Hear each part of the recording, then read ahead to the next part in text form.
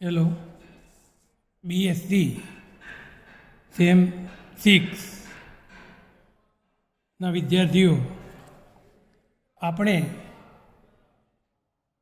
હવે જે બ્લેકબોર્ડ ઉપર ભણાવીને લેક્ચર લીધા હતા, પરંતુ સંજોગોવશાત જે કોર્સ આપણો બાકી રહ્યો છે એ કોર્સ ઓફલાઈન રીતે આપણે પૂરો કરીશું. તો મિત્રો, છેલ્લો જ મેં જે ટૉપિક ચલાવ્યો હતો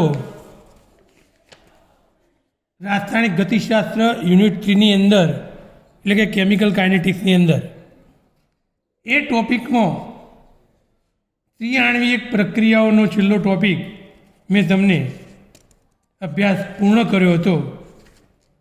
અને છેલ્લે ત્રિઆણ્વિક પ્રક્રિયાની મર્યાદા વિશે સમજૂતી આપી હતી, જે હું રિમાઇન્ડ કરું છું કે એની મેઇન મર્યાદા શું કહેવાય. તો જો ત્રિઆણ્વિક પ્રક્રિયાની અથડામણ આવૃત્તિ ટ્રાઉઝના નિયમ પ્રમાણે ગણીએ તો ત્રિઆણ્વિક પ્રક્રિયાની સાચી અથડામણ આવૃત્તિ કરતાં વધુ છે તેવું સ્વીકારવામાં આવ્યું છે. આ એની મર્યાદા છે. અહીંયા સુધી આપણે એનો અભ્યાસ પૂરો કર્યો હતો. ત્યારબાદ અલગ જે ટૉપિક હું લઉં છું કે એક આણ્વિક પ્રક્રિયાની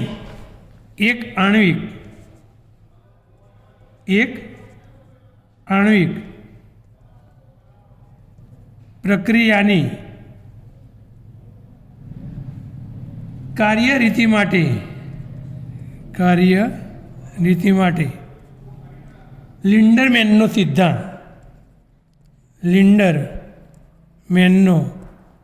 સિદ્ધાંત આપણો પ્રશ્નનો મેઇન ટૉપિક છે. આગળ પણ આપણે અસમત સિદ્ધાંત ભણી ગયા હતા. એના કરતાં આ થોડો અલગ વસ્તુથી આપણે વિચાર કરીએ છીએ કે અથડામણ અનુભવી કોઈ પણ પ્રક્રિયામાં ઘણા અણુઓ હોય, આ અણુઓમાંથી અથડામણ અનુભવી સક્રિય પામેલા અણુઓ વધારાની શક્તિ મેળવ્યા વગર અંતિમ નિપજ આપે છે તેને શું કહેવાય? સક્રિય અણુ. That means activated molecule. તો પહેલાં આના આપણે એ મહત્ત્વની બાબત છે કે સક્રિય અણુ કોને કહેવાય. બીજો મુદ્દો એમાં કે જો સક્રિય અણુઓ પ્રક્રિયામાં અણુઓ ઘણા હોય, પરંતુ અમુક અણુઓ અથડામણ અનુભવીને સક્રિય થાય છે, જ્યારે જે અણુઓ અથડામણ અનુભવતા નથી એ અણુઓને આપણે બિનસક્રિય અણુ કહીશું. કેવા કહીશું? બિનસક્રિય અણુઓ આપણે એને કહીશું. તો સક્રિય અણુઓ, જો બિનસક્રિય જેવા અણુઓ હોય તો સક્રિય અણુઓની સાંદ્રતા નોર્મલ અણુઓની સાંદ્રતાના સમપ્રમાણમાં હોય. એટલે કે આ બંને અણુઓ એક સરખા હોય, એટલે કે આના જેવો જ આ હોય, બંને અણુઓની સાંદ્રતા એ નોર્મલ હોય, તો તેવા સંજોગોમાં શું થશે કે બંને અણુઓની સાંદ્રતા એકબીજાના સપ્રમાણમાં થશે, કે સક્રિય અણુની સાંદ્રતા અને બિનસક્રિય અણુની સાંદ્રતા એકબીજાના સપ્રમાણમાં થાય છે. આને કારણે આપણે જોઈશું કે જો નીચું તાપમાન હોય તો અથડામણના કારણે અણુની સાંદ્રતા જળવાતી નથી. કયા તાપમાને? કે નીચા તાપમાને અથડામણને કારણે અણુઓની સાંદ્રતા અણુઓની સાંદ્રતા જળવાતી નથી. તેથી મહત્ત્વની વસ્તુ ખાસ હવે ધ્યાન રાખવાની કે આ પ્રશ્નની અંદર આ મહત્ત્વની વસ્તુ છે. તેથી પ્રક્રિયા વેગ પ્રક્રિયક અણુની સાંદ્રતા પ્રક્રિયક અણુની સાંદ્રતાના વર્ગના સમપ્રમાણમાં હોય છે. વર્ગના સમપ્રમાણમાં છે. આ એનો મહત્ત્વનો મુદ્દો. ફરીથી રિપીટ કરું છું આ બધા તારણો પરથી કે પ્રક્રિયા વેગ એ પ્રક્રિયક અણુની સાંદ્રતાના વર્ગના સપ્રમાણમાં હોય છે. હવે આની મારે ગાણિતિક રજૂઆત રજૂ કરવી પડશે કે થિયરી આપણે કઈ રીતે પ્રૂવ કરી શકીએ. તો હવે આપણે ગાણિતિક રજૂઆતની વાત કરીએ. ગાણિતિક રજૂઆત તો એમાં જુદા જુદા મુદ્દા કે અણુ સક્રિય થઈ ગયો હોય, અણુ નિષ્ક્રિય થઈ ગયો હોય અને એનું વિઘટન પામ્યું હોય, અલગ અલગ 3 મુદ્દામાં ચર્ચા કરી.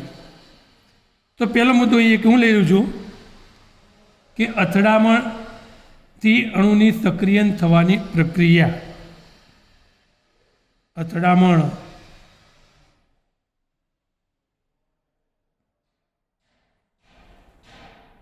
થી અણુની સક્રિયન થવાની પ્રક્રિયા આમાં સમજાવી છે. શરૂઆતમાં આપણે લઈશું પ્રક્રિયકો. ધારો કે બંને પ્રક્રિયકો A + એની હું વાત કરું અને એ પ્રક્રિયાના રહેલા બંને અણુઓ વચ્ચે અથડામણ અનુભવે તો એકલો પ્રક્રિયકનો અણુ હોય તો એ કહેવાય, અને એ બંને વચ્ચે અથડામણ અનુભવે અને સક્રિયન થાય તો એના પર મિત્રો સ્ટાર લાગે, એને A સ્ટાર કહેવાય. તો આ બંને અણુની અથડામણ પામી સક્રિય અણુ A સ્ટાર બને છે અને એની અંદર એક બિનસક્રિય અણુ એ રહેલો છે. માટે અહીં આપણે કહી શકીએ કે A સ્ટાર એ સક્રિયન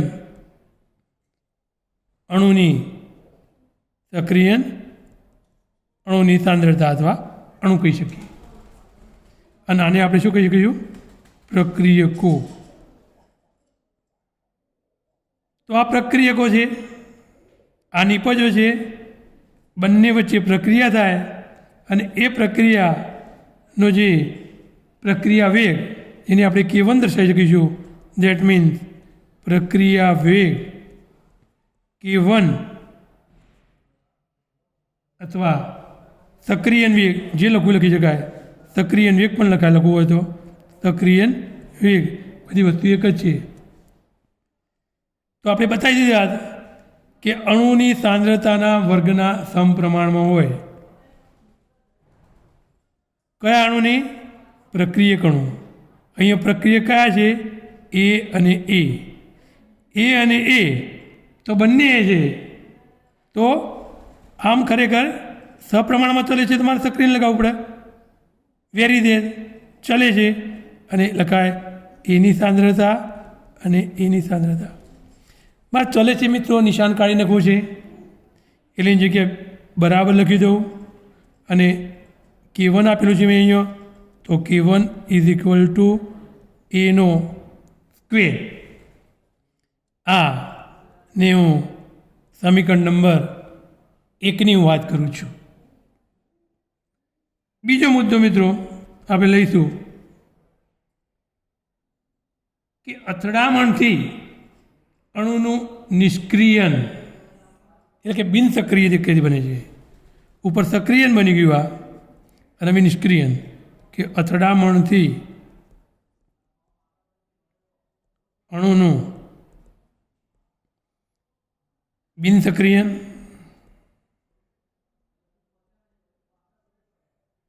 એટલે કે નિષ્ક્રિયન.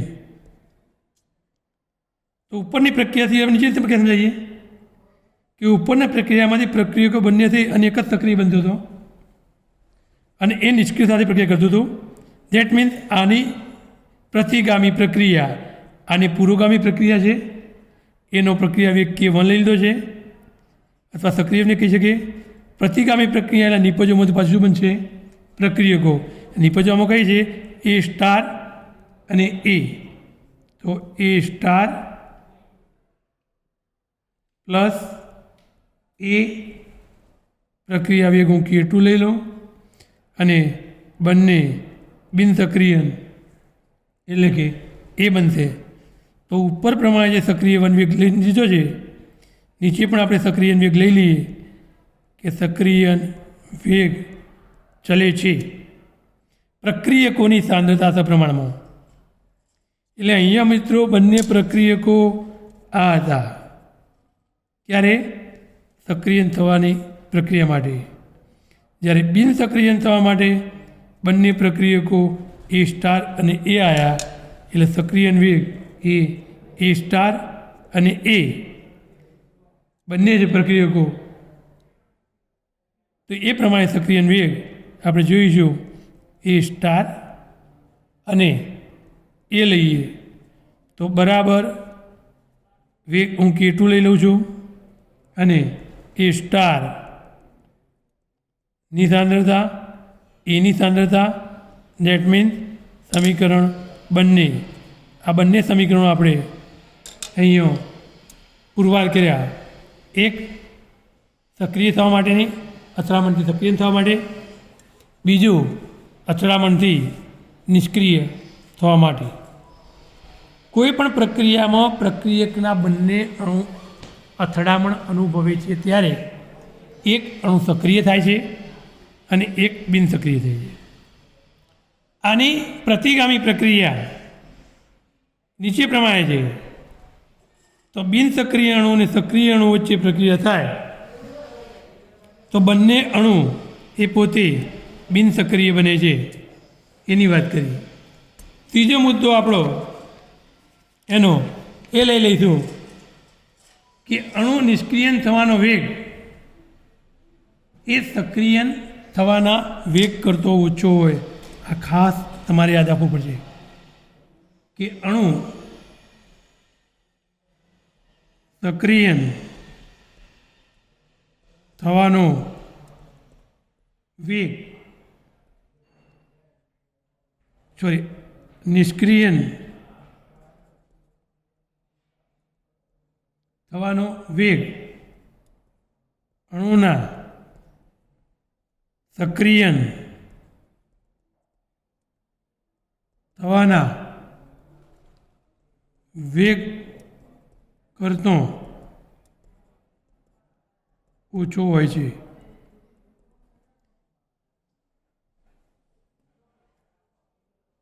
એટલે મિત્રો ખ્યાલ છે નિષ્ક્રિય અને સક્રિય હોય તો સક્રિયનો વેગ વધુ હોય અને નિષ્ક્રિયનો કેવો હોય? હંમેશા ઓછો હોય. ત્રીજા મુદ્દાની વાત કરીશું આપણે, તો એ મુદ્દો લઈશું વિઘટન. શું લઈ લઈશું? વિઘટન. તો આપણે જોઈએ કે વિઘટનમાં શું થશે. નંબર 3 વિઘટન. વિઘટનની મિત્રો આપણે વાત કરીએ છીએ તો વિઘટનની અંદર હંમેશા સક્રિય અણુ એટલે કે એ સ્ટાર માંથી નિપજ બને છે. તો એની વાત કરીએ તો એ સ્ટાર એ સક્રિય અણુ છે.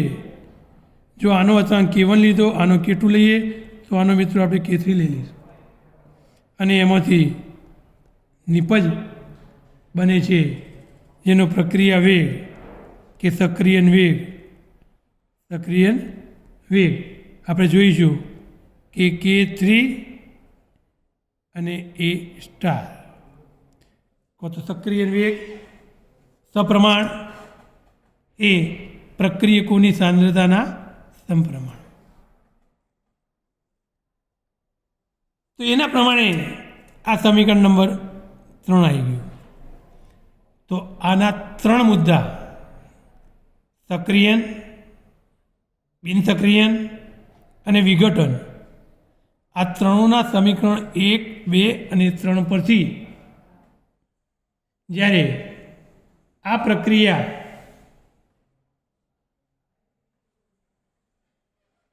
નો મારે કુલ વેગ લેવો હોય તો 3 સમીકરણ પરથી એનો કુલ વેગ શું થશે આપણે જોઈએ. તો જે બિનસક્રિયન માટે આપણે A સ્ટાર લીધું છે તો D into A star upon ડીટીની વાત કરીએ પણ ક્યારે સપ્રમાણ, તો સપ્રમાણ કાઢીને 3 અચળાંકમાં લઈ લેવા છે. તો સમીકરણ 1, સમીકરણ 2 અને સમીકરણ નંબર 3 પરથી તો પહેલાંનું આપણે વાત કર્યું છે એ સમીકરણ છે K1 into A square. Okay, તો એ લખીએ હું કે K1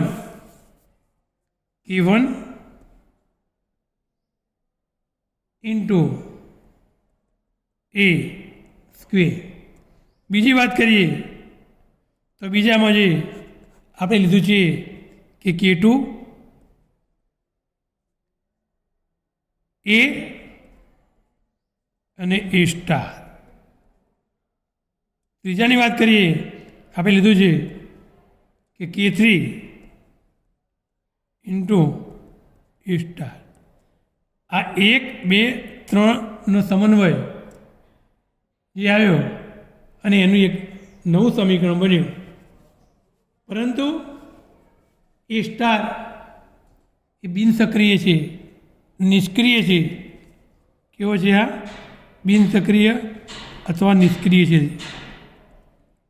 બિનસક્રિય કયો અથવા તો નિષ્ક્રિય. એના કારણે એની સાંદ્રતા ખૂબ જ ઓછી છે. સાંદ્રતા ખૂબ જ ઓછી છે. એટલે જે આપણે આ પ્રક્રિયા વેગ બતાવ્યો છે ડી સ્ટાર અપોન ડીટી એનું મૂલ્ય એ હંમેશા 0 થશે. D A star upon DT is equal two 0. આ એક નવું સમીકરણ આપણે લઈ લીધું. આના પછી મિત્રો આપણે જોઈએ તો ફક્ત બિનસક્રિયની વાત કરીએ આપણે. એ બંને 3 મુદ્દા હતા આપણા, એ બતાવ્યા હતા તમને 3 મુદ્દા. તો પહેલો કયો? સક્રિયન, બીજો બિનસક્રિયન અને ત્રીજો વિઘટન. તો આ 3 મુદ્દામાંથી ફક્ત મારે બિનસક્રિયન વેગ લેવો હોય તો બિનસક્રિયનમાં તો બંને જ છે. કયો છે? એક બિનસક્રિયન આ છે અને બીજું વિઘટન થઈને બિનસક્રિય મને. તો બિનસક્રિય અણુનો વેગ લેવો હોય તો બંને બિનસક્રિયન અણુનો વેગ લેવો હોય તો શું થશે આપણે જોઈએ કે બિનસક્રિયન અણુ વેગની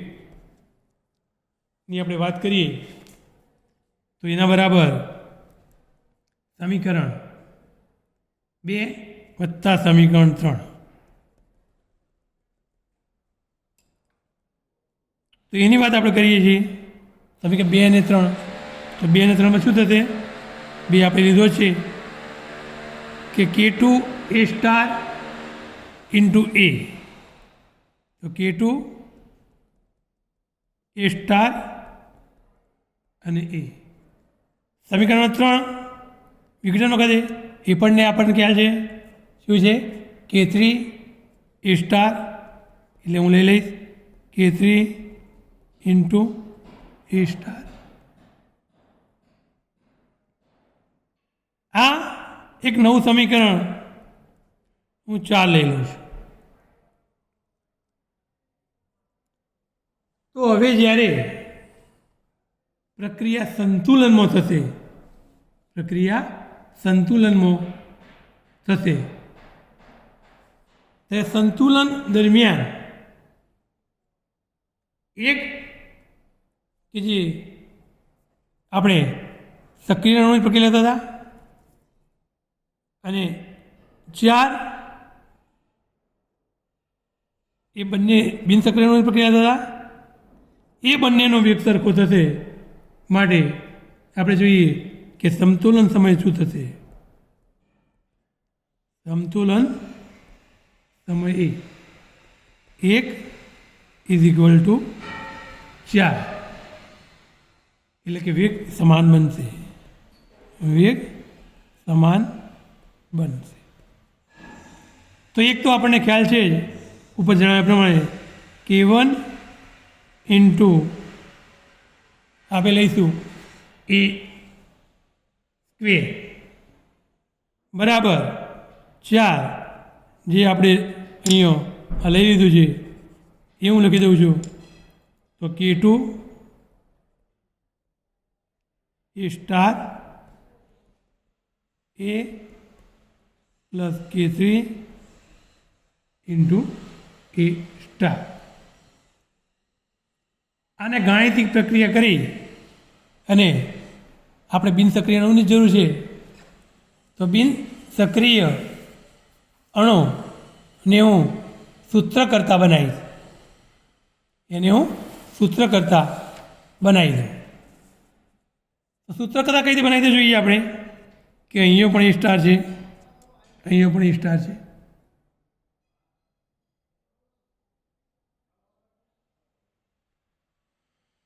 तो पहला बधा अवाज लई लऊं छुं। आमां ए स्टार कॉमन काढीश तो बधा कॉमन लई लूं पहला। तो K1 a square minus K2 a star a minus K3 a star is equal to 0। हवे आने गाणितिक प्रक्रिया करी हूँ ए स्टार ने सूत्रकर्ता बनावा प्रयत्न करीश। तो सूत्रकर्ता बनावा माटे K1 ए स्क्वेर हूँ एमने प्रयत्न करूँ छूँ अने આપણે જોઈએ કે માઇનસ એમના એમ બંનેમાંથી એ સ્ટાર કોમન કાઢું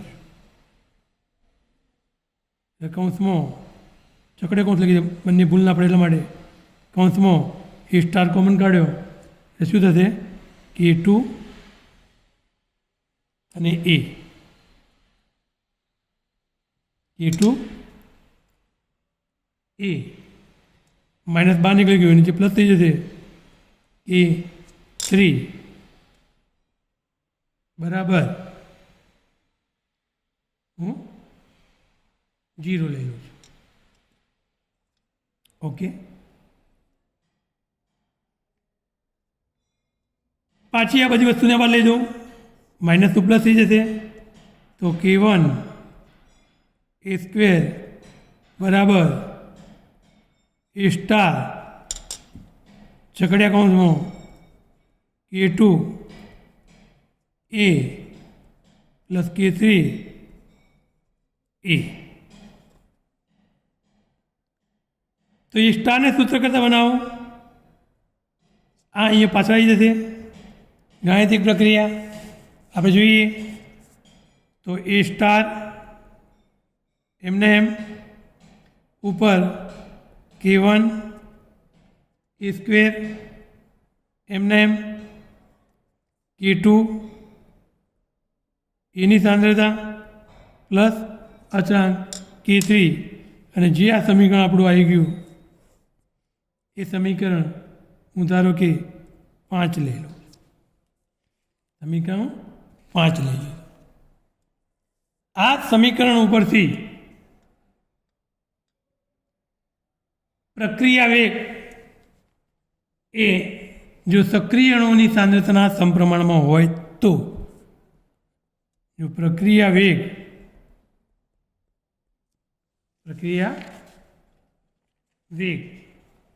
એ સક્રિય અણુઓની સાંદ્રતાના સમપ્રમાણમાં હોય છે.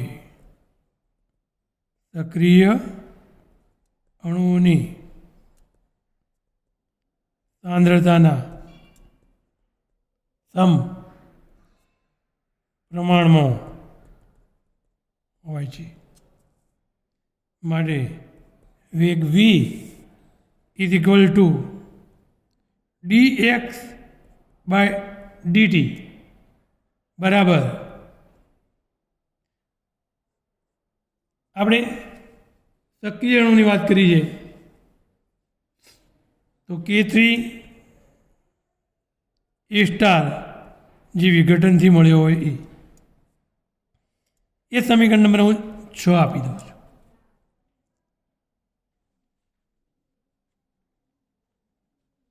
તો સમીકરણ 6માં હું 5નું A સ્ટારનું મૂલ્ય મૂકી દઉં. શાની અંદર? સમીકરણ 6 ક્યાં મૂકી દેવું છે મારે? આ જે આવ્યું હોય આનું મૂલ્ય હું અહીંયા મૂકી દઉં કે સમીકરણ 6માં સમીકરણ 5નું A સ્ટારનું મૂલ્ય મૂકતો શું થશે મિત્રો? આપણે જોઈએ કે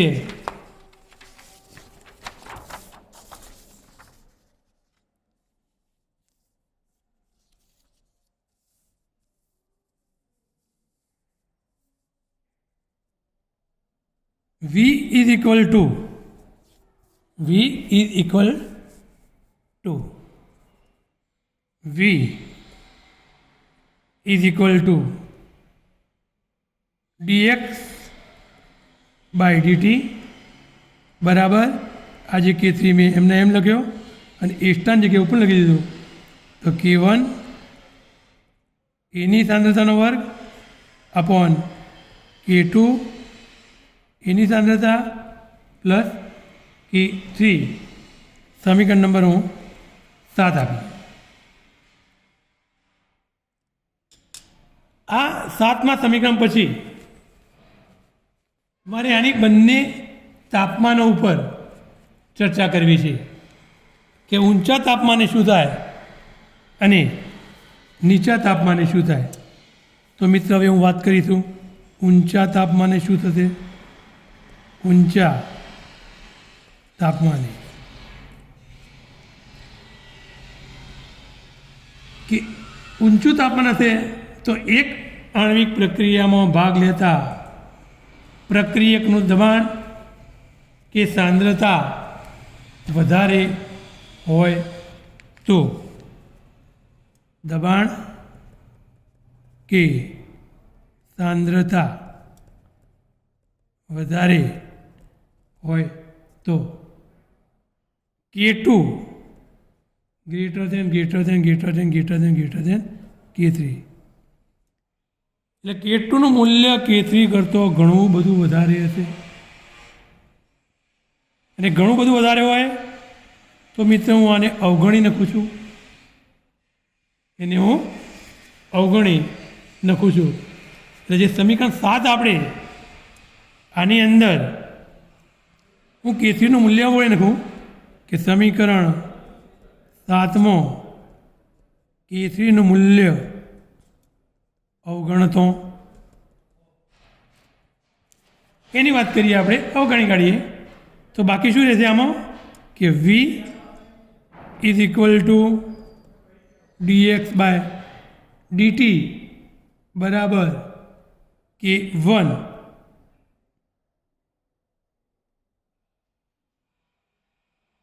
K3 કાઢ નાખીએ આપણે એટલે નીકળી જશે તો ઉપર શું રહેશે K1 × A² નીચે શું રહેશે K3 કાઢી નાખીએ તો K2 ઇન્ટુ એ.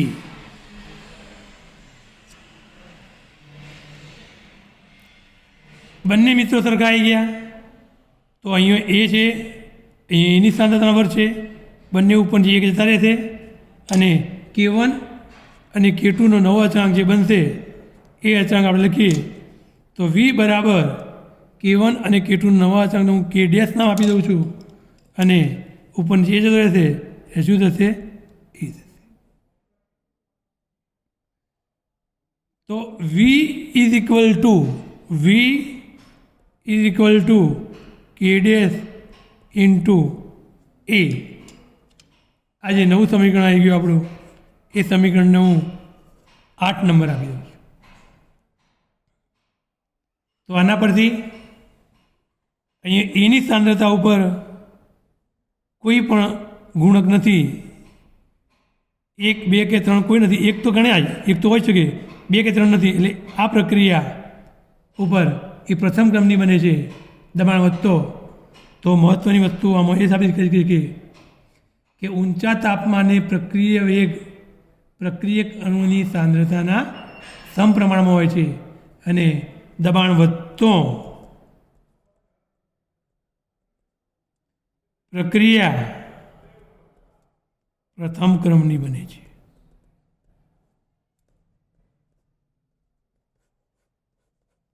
કેવી બને છે?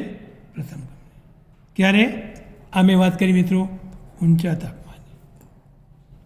હવે આપણે નક્કી કરીશું નીચા તાપમાને.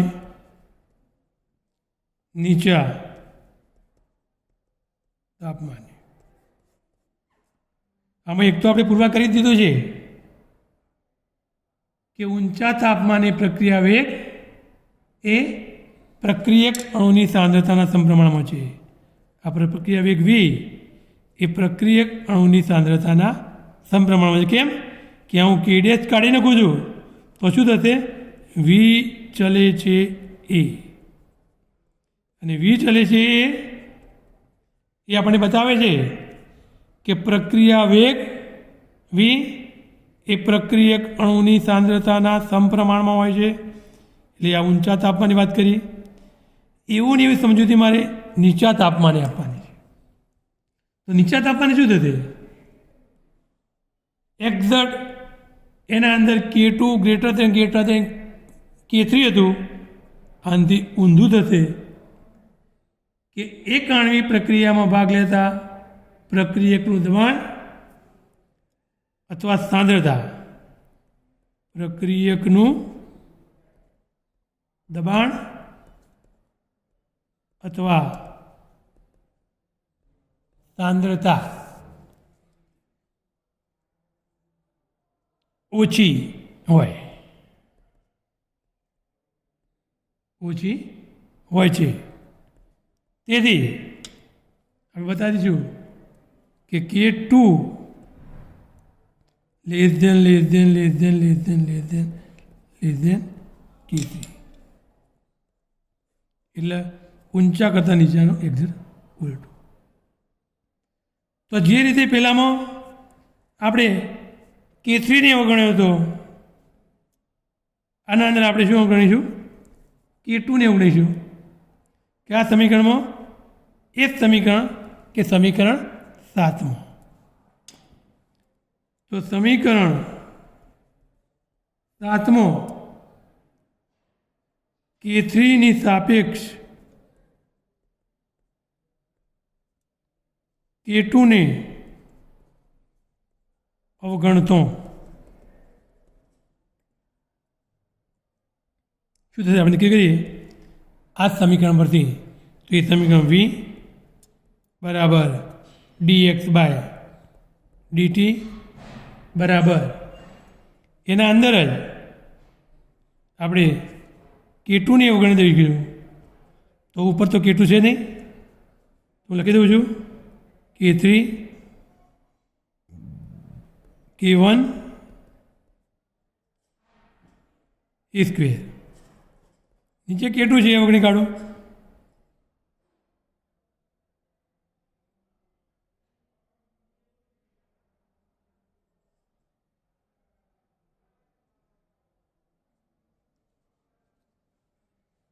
K3ની સાપેક્ષે K2ને અવગણી કાઢતો.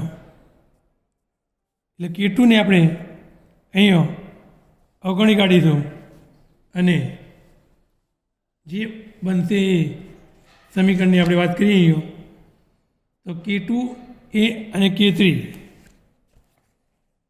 તો ઉપર જે બન્યું એ K3 K1 એ સ્ક્વેર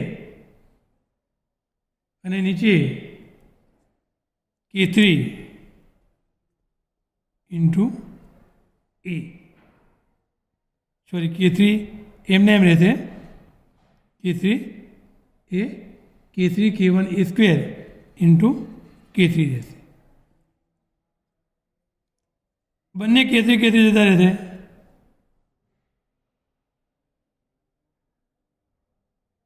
બંને K3 ઉપર નીચે જતા રહેશે.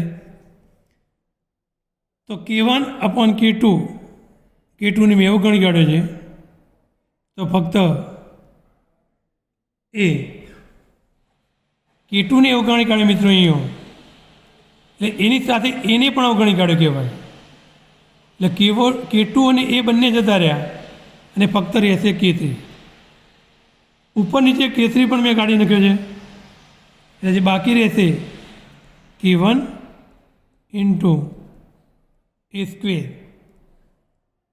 જે સમીકરણ આપણે 9 લઈશું માટે V બરાબર K1 ઇન્ટુ એ સ્ક્વેર જે સમીકરણ આ 9 બની ગયું. આ સમીકરણનો મિત્રો આપણે અભ્યાસ કરવાનો છે. જે રીતે ઉપરનામાં સમીકરણ 8નો અભ્યાસ કર્યો એ જ પ્રમાણે પ્રક્રિયા વેગ V છે, અચળાંક K1 છે. K1 કાઢવો હોય અને બરાબર કાઢવો હોય તો V ચલે છે શું થશે? V ચલે છે એનો સ્ક્વેર થશે. તો આના પરથી શાબ્દિક પરિભાષા શું થશે આપણે જોઈએ કે પ્રક્રિયા વેગ એ પ્રક્રિયક અણુની સાંદ્રતાના વર્ગના સમપ્રમાણમાં હોય છે. પ્રક્રિયા વેગ એ પ્રક્રિયક અણુની સાંદ્રતાના વર્ગના સમપ્રમાણમાં હોય છે.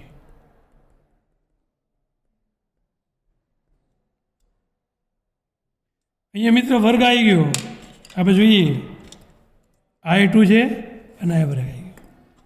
એટલે પેલામાં ફક્ત કંઈ નહોતું એટલે એક સમજ્યા આપણે એટલે પ્રથમ ક્રમની હતી. કઈ હતી? પ્રથમ ક્રમની. અહીંયા વર્ગ આવી ગયો તો આ કયા ક્રમની કહેવાય? દ્વિતીય ક્રમની. માટે પ્રક્રિયા કેવી કહેવાશે? દ્વિતીય ક્રમની.